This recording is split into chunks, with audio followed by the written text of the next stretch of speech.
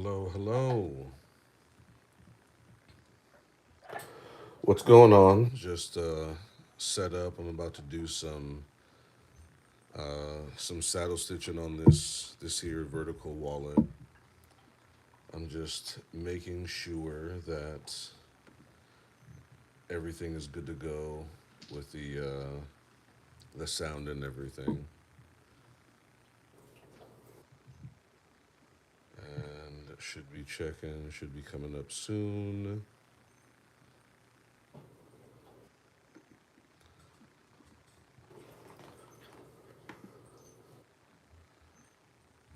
All right.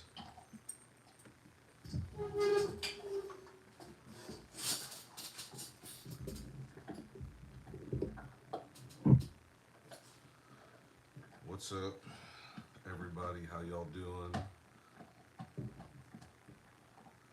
Da da da da.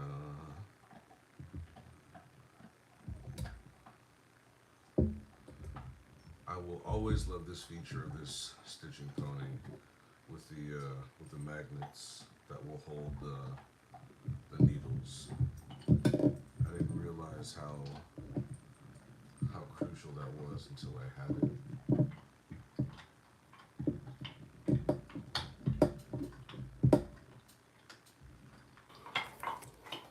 Mm.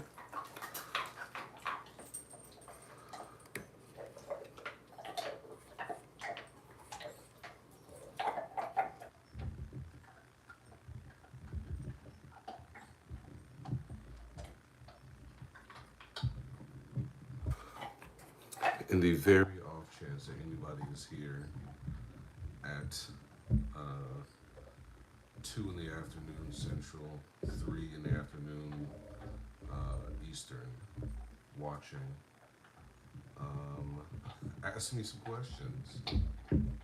Otherwise, I'm just going to be engaged in the stitching.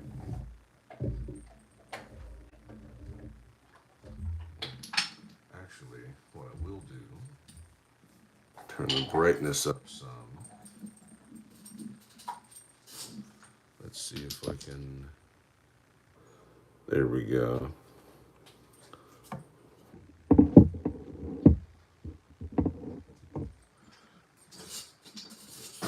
we go.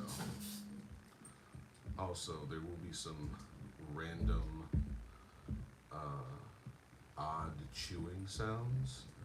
I promise you that's my dog chewing on a damn deer antler because he comes and does that whenever I need things to be quiet. So yeah.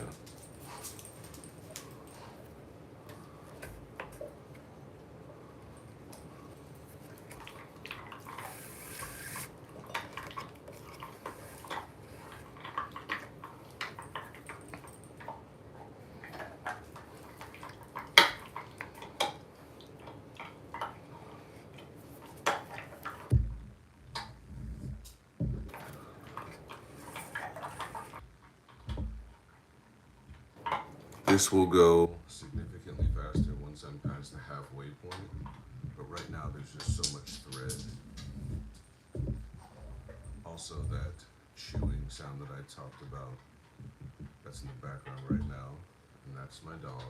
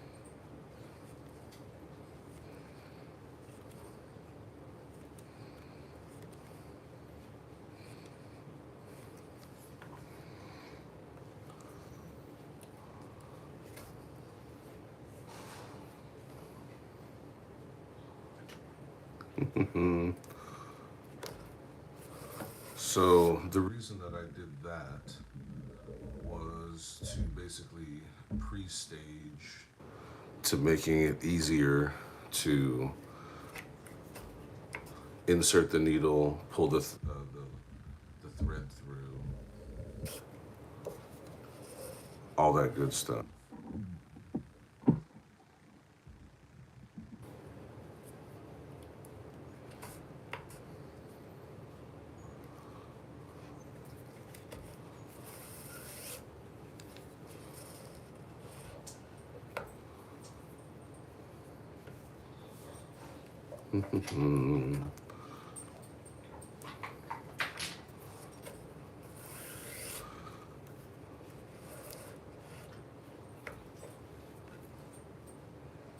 Come on.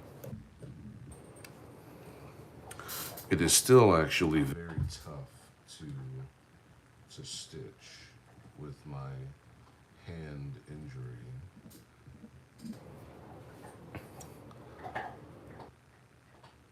So I'm also trying to keep the chat up so that I can see it all. For whatever reason, the screen cut off, but it should be. See, it should be all right. Da da da da. Doug, I swear, if you keep it up with what you're doing, and you cause me to mess up the stitching, I'm gonna be furious. Side note, Doug is my dog. He's over here, like nudging my leg or my foot and whatnot.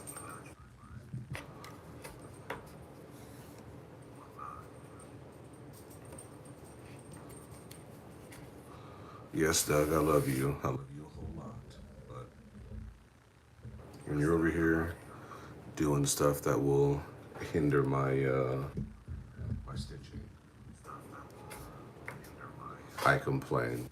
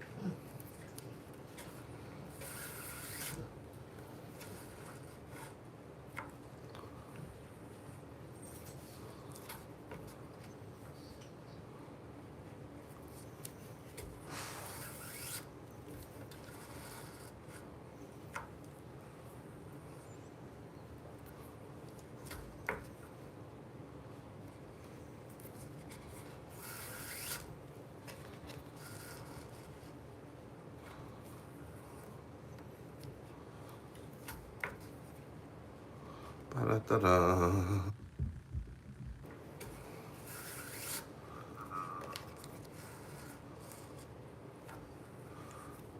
See if there are some chats.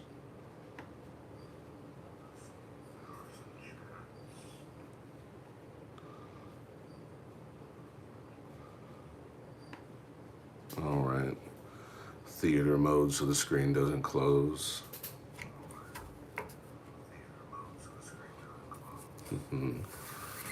All right, so let me give a quick explanation for what I'm doing for folks wondering what's going on here. So, what I'm doing is I am tying a knot in between all of the stitching. So I'm pulling this line through, putting this needle through, and before I pull it all the way through, I start the knot, and then I will pull it through. So there's a twist here, and I pull the twist into the center, and then tie it so that the knot is sitting here. So you have a stronger stitch for every stitch that's in here, stronger one, and you'll have a much more aesthetically pleasing look of the stitching on both sides of the leather.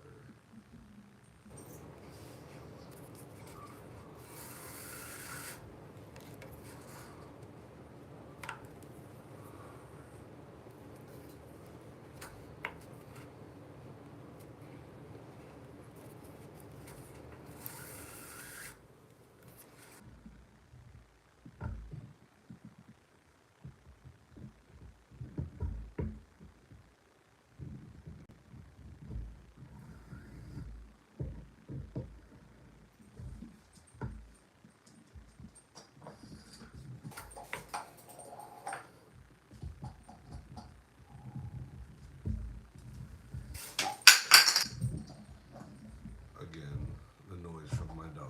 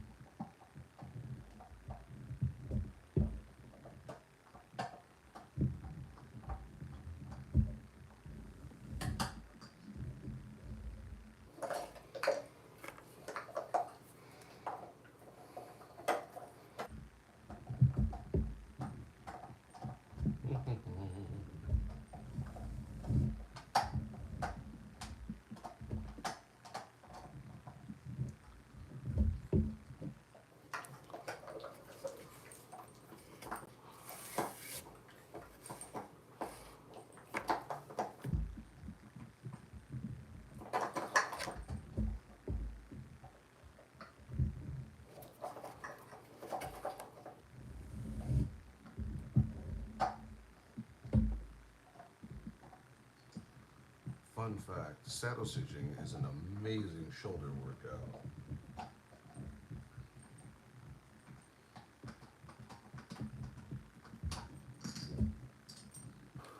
It's, pardon the language.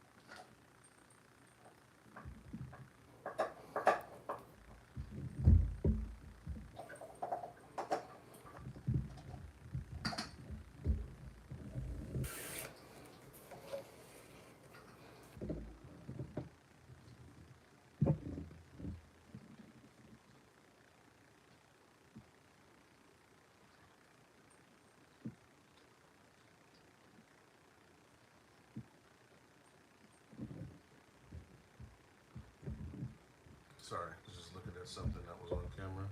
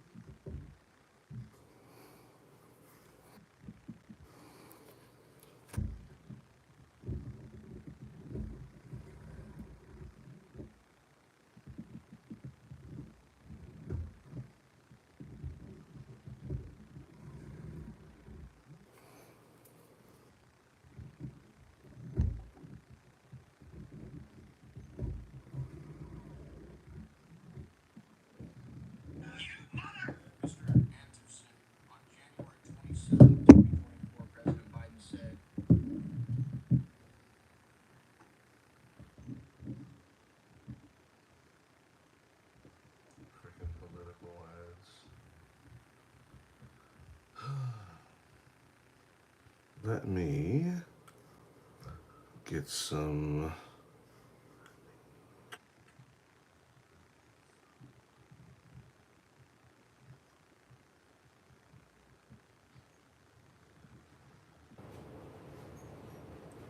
hopefully I don't catch a copyright something or other from this thing.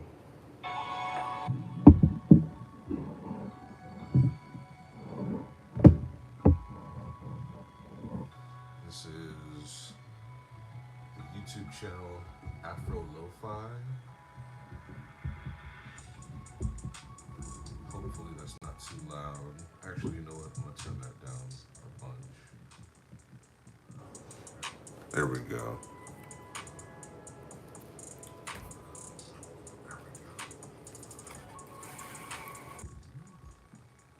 Hopefully this angle is such that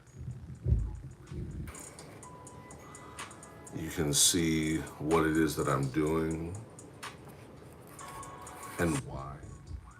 Actually, the why needs to be explained. So, this first one going through, obviously that has to go through to start the saddle stitch. So, I'm pushing this one through and looping it around because I need to create the knot there. But before I loop it around, I always do this, where I back it out. And the purpose of that is to ensure that this needle did not go through this thread. So that it doesn't pierce it, because if it happened to have gone through, then I can't pull this needle through because it'll be stuck on this one. So I'm always pulling it back to ensure that it's not pierced, then doing the loop and pulling it through, and then taking this tied section and pulling it right there to the middle and pulling them tight right there so that the knot stays in the middle. Sometimes if you pull it tight and the knot isn't where it's supposed to be, you'll have the knot there or there as opposed to in the middle, and it looks terrible and it is far less effective as a knot. And now that the thread is less than my wingspan, I can go a lot faster than I was when I started, having to deal with all that excess thread.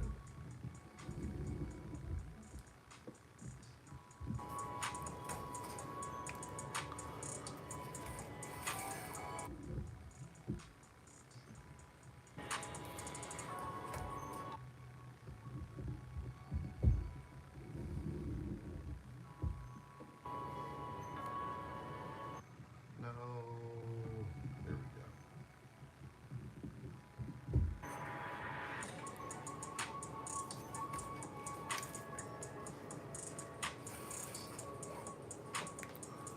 Dun, dun, dun.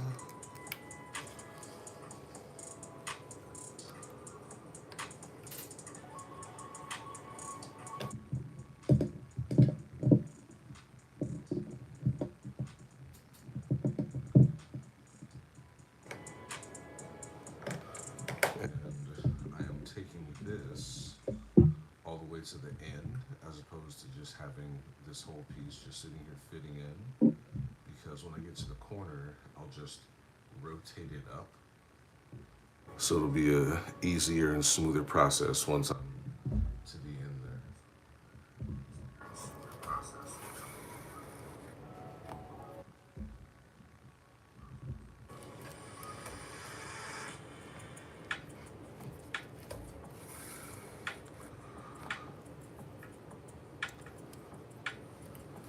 I do strongly recommend something so far as lo-fi for music and whatnot if you're going to listen to something, because it's easy to listen to, easy to enjoy, but it's not so fast or pumps very hard, anything like that.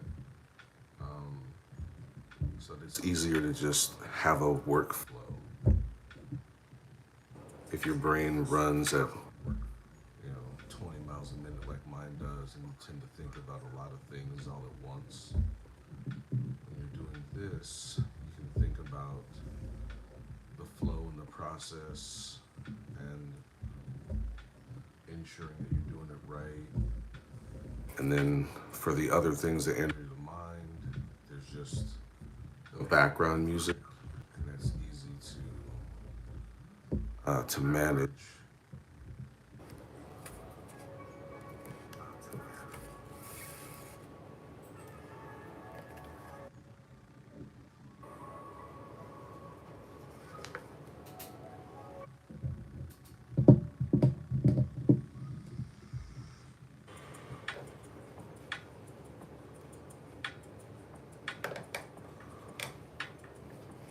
Actually, let me just turn that a little bit so I get that angle right.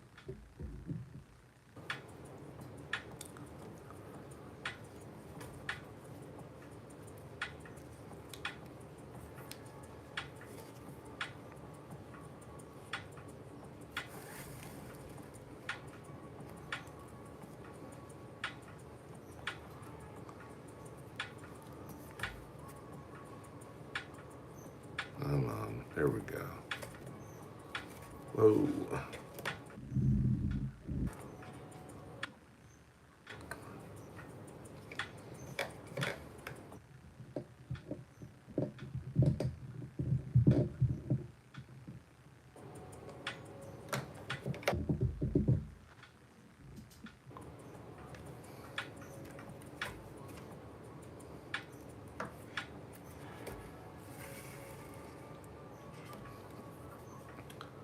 Were this a much thicker piece, so say something like a knife sheath or a gun holster, and I was going by hand with the awl, I would make sure that I used an awl with a wider blade so as to press open the fibers a little bit more. And if that was still not really working, then I would insert the awl and then twist it a quarter turn and then back so as to open the fibers up just a little bit more to make the stitching easier. Now, thankfully, I haven't had to make a sheath or a holster that was too wide to fit under my sewing machine, but it is good to maintain that skill and that practice for when the need arises.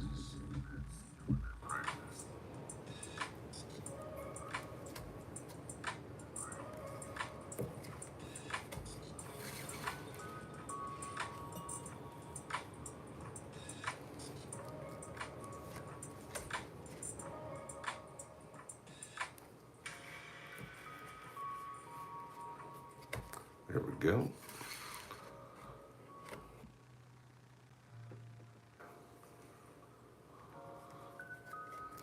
This side I am the least happy with.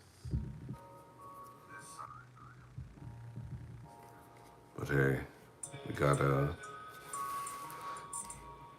do what we gotta do. Gotta finish it up well. There we go. Then after this, I got a bunch of accounting homework. Bunch of it.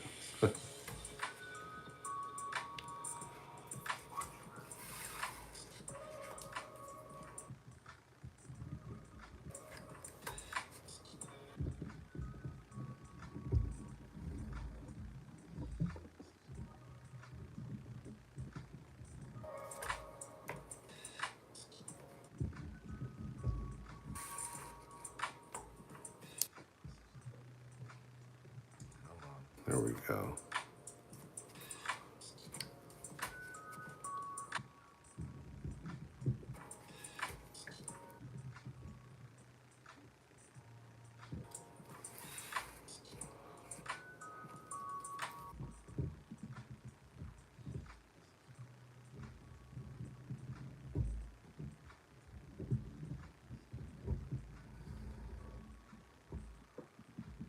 Shoulders are on fire right now.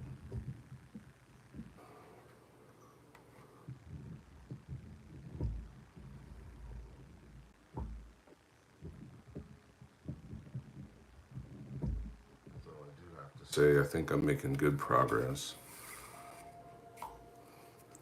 Ever since I stitched to a smaller, I switched to a smaller stitch spacing. The stitching for these has taken a lot longer, but it looks a little nicer, more, I guess, refined, elegant, if you will. Maybe not elegant, professional, who knows? There's a lot of adjectives out there. But I do like the look with the smaller stitch spacing. I'm mostly done though. I've just got a couple of more inches of stitch, maybe 6 or 7. Should go pretty well. I'd say I'm on my last 10 to 15 minutes of stitching.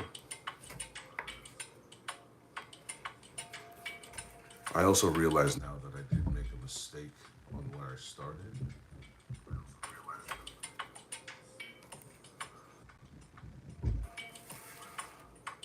So with the circular items, or rather not circular, but the items that are stitched one long line around, I found that you don't really need a back stitch so much as a back stitch at the front, as long as you stitch over. So, for instance, here is where I started. Right there. And I started there, then I stitched back, and then I started stitching forward. Whoa, dirty nails. Sorry y'all had to see that. But what I should have done was just start here, commence to stitching around, and then when I was finishing and I'm coming over here and going around, instead of stopping here, I would just go over maybe 3 stitches, maybe 4, and then back stitch those. So I'd go past where I started and then back stitch over more than where I started, so that it's more secure, but you only have one spot of back stitching instead of one large cluster of stitch holes that were back stitched. Just looks a little cleaner.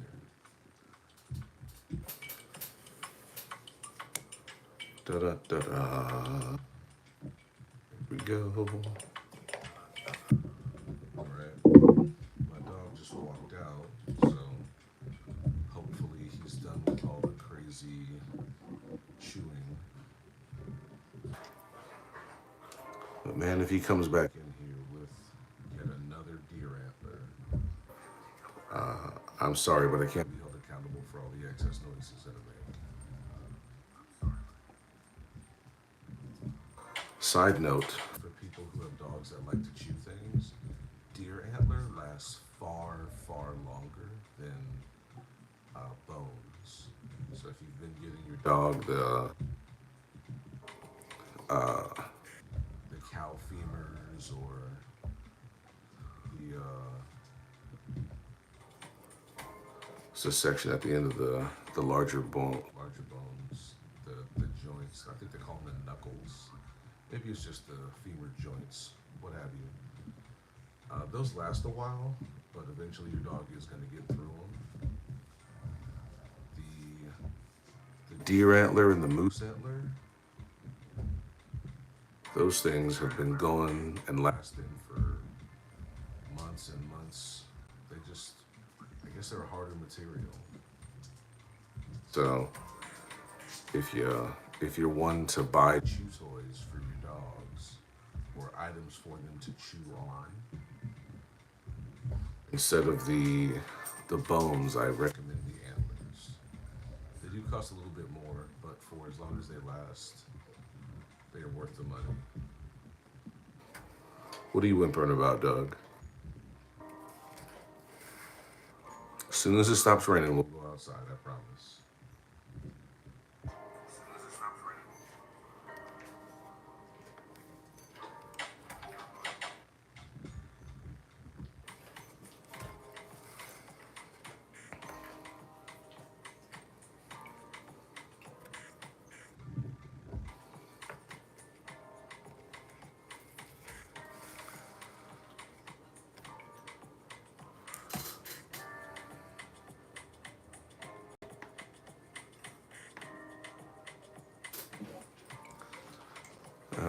Had to refresh the chat just to see if there was anything that I might have missed.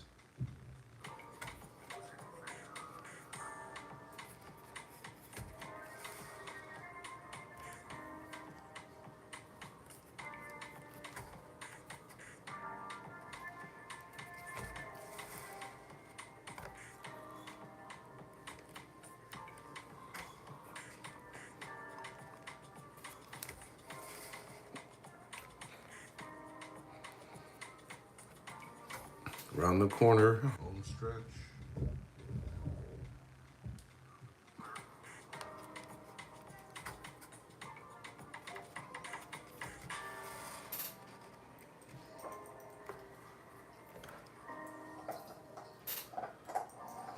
Again with Doug chewing on stuff.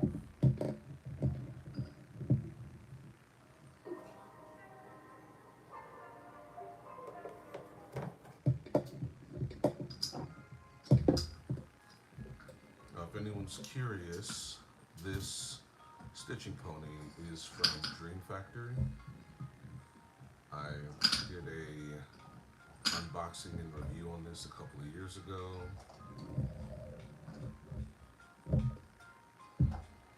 That was before I added this thing here on the arms. Let's just do all these now.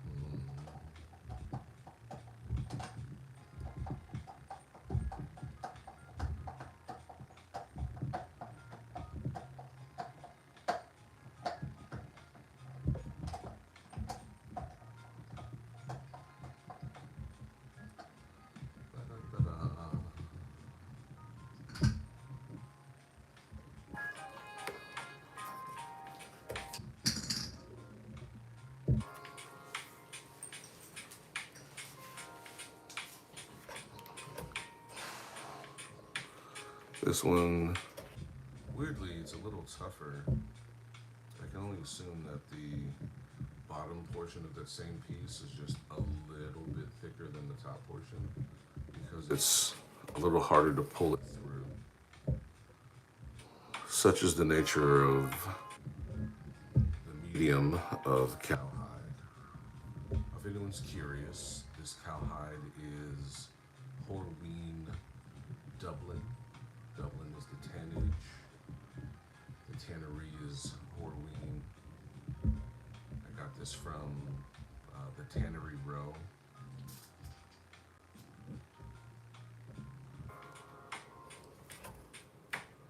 So if you're a smaller company and you're not buying 10 or more hides at once, but you do want some Horween hides, you can buy from the Tannery Row. They're affiliated with Horween. They're based in Chicago. They'll ship to smaller stores and individual makers. But you can't buy from Horween unless you're going to buy 10 sides or more at once. That's just their business model. Or at least that's what they told me when I first contacted them years ago. Hopefully they weren't gaslighting me. Well, maybe not gaslighting. I guess at that point they would just be lying. Hopefully they weren't lying to me. Come on, there we go.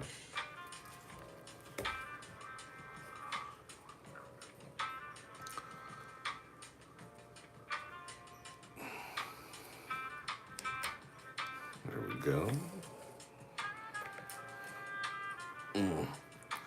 Shoulders are killing me.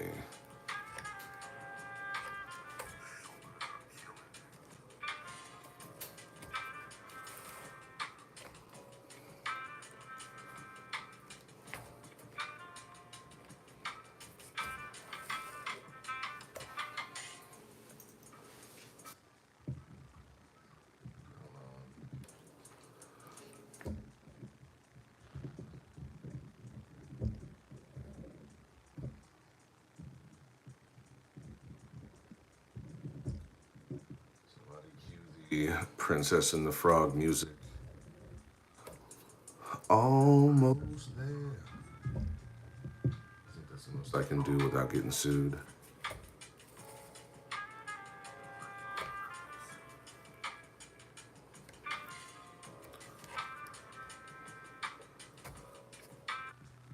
And let me tell you, from what I hear, Disney is an incredibly litigious company.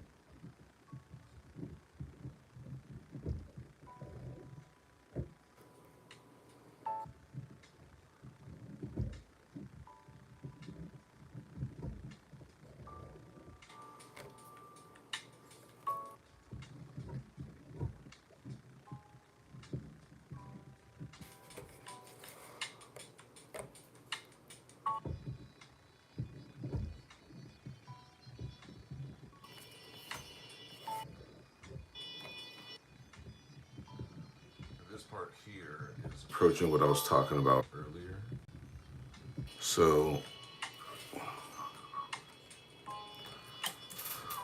what I wanted to avoid was a really large section at the bottom where it's done stitching.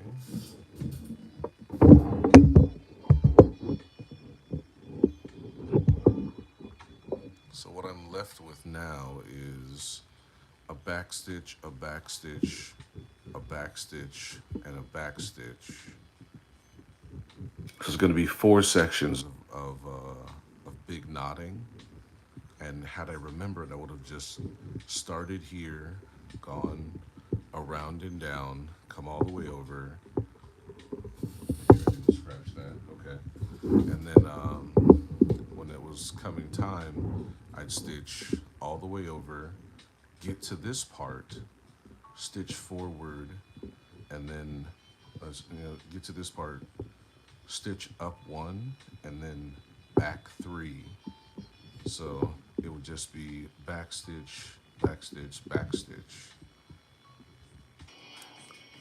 Done and done, as opposed to 4 large knots and a gap in between here that there technically won't be any thread. Let me move this over because I'm not connecting this stitch to here. I'm coming to this stitch and then going backwards. So technically it starts here and ends there, and there's nothing connecting this piece of thread to this one. They just happen to go through the same ending hole. Had I just gone all the way through, every place where there's a stitch at the end, it would have been properly more integrated.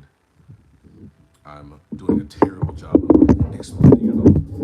So what will happen is I'm going to probably do another project, and I'll take on exactly what I'm talking about in that project, and I'll make sure it's something smaller. So I'll just start it what I call properly, start it properly and end it properly, and compare the two. So I'm gonna center this a little bit better for how everything's all framed. Maybe push it back a bit.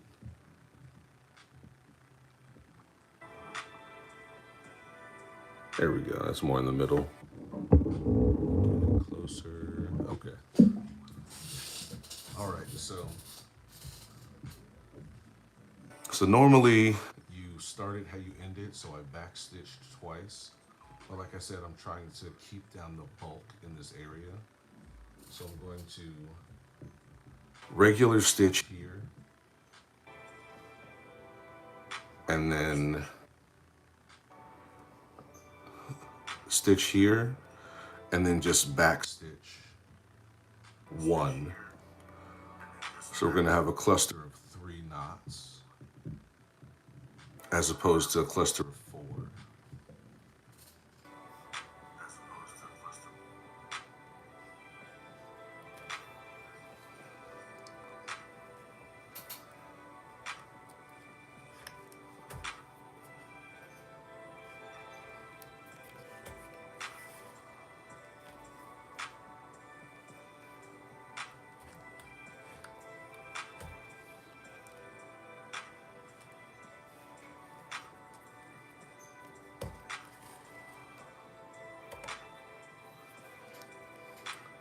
And then, because you are back stitching, you will be stitching backwards.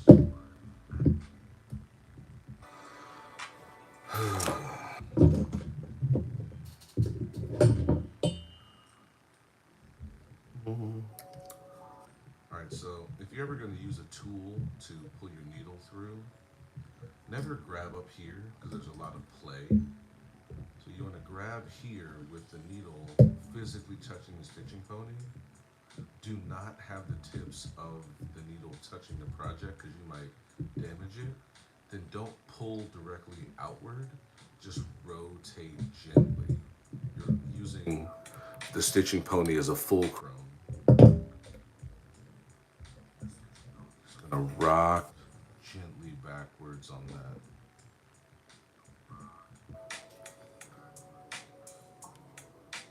Come on. Go. Oh wait, gotta make sure that that thread was not pierced.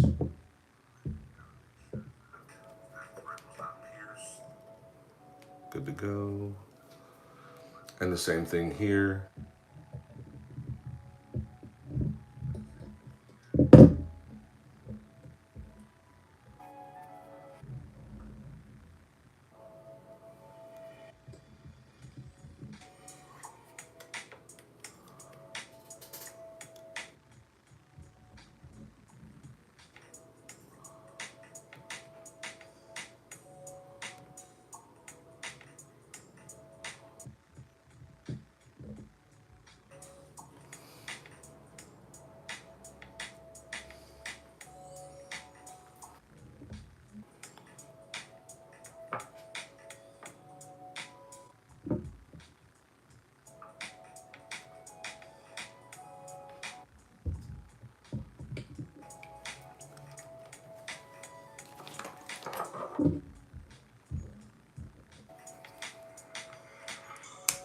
Cut it close to the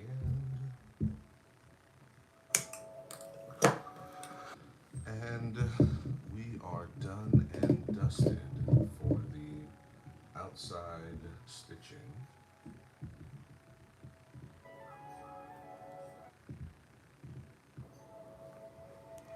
Shameless plug with the logo.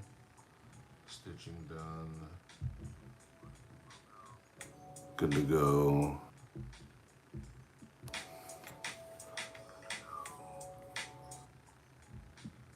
And next step, which I'll be doing later off camera, is I'm going to clean up the edges and do some burnishing. And this will be good to go. And that's all that I got. Thank you all very much. Here she is again.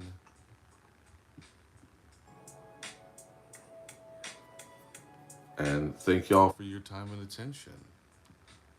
I'm Jay Renard, and I'm out.